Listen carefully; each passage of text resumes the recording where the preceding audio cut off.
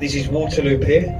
We leave here in a few minutes. We don't stay here long, it's just a brief stop, and then we travel down to Tower Pier.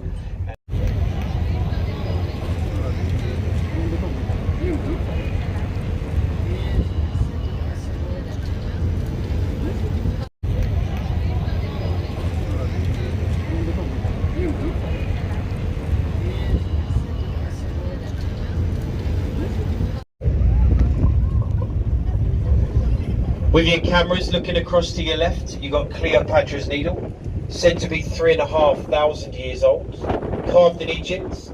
The needles they carved, and it is known all over London as the Ladies' Bridge over the Thames. The ladies have done a fantastic job, as you can see. This is the only bridge ever built on time, under budget as well. Well done. And the concrete building to your right looks like a car park. Hopefully we'll be okay. We should be fine. You see how close we do get to the underside of the bridges when the tide comes up? We're going down through London over the high tides, and we can just about fit the boats down through. The tide is still coming in, the river level is still rising, and in about half an hour over London. The only problem with going up there, to get to the top you have to walk. You walk up 528 steps, and they do say the views are worth the walk. If you go on a Sunday, visit St. Paul's on a Sunday, and you go for free. Every single Sunday throughout the year, you don't pay to visit. And if you get there early enough, you can join. Of course, like most churches, they do ask you for a donation at the end, but that is entirely up to you. If you've enjoyed it, there'll be a donation pot, you can throw something in.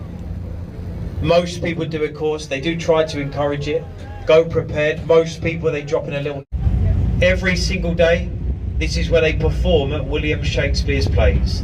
2 plays every day, right the way through the summer months. The theatre holds 2,000 people, and all of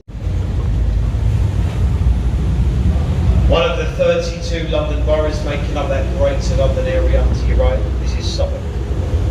See how popular the riverside pubs do. William Shakespeare used the attics of this pub as changing rooms before performing in the theatres nearby. It's always been a very traditional part of London here to your right. In Southwark is where you found the entertainment, you found the pubs, you found the theatres, you found illegal. You can come across London Bridge, down the stairs, and you're in that market here to your right. I've worked on the river now for about 17 years. I've only seen this bridge open about 1,000 times. So you're very lucky. You can see that the sailing barge, they stayed up through the bridge, so they can't be coming up through just yet. What they're probably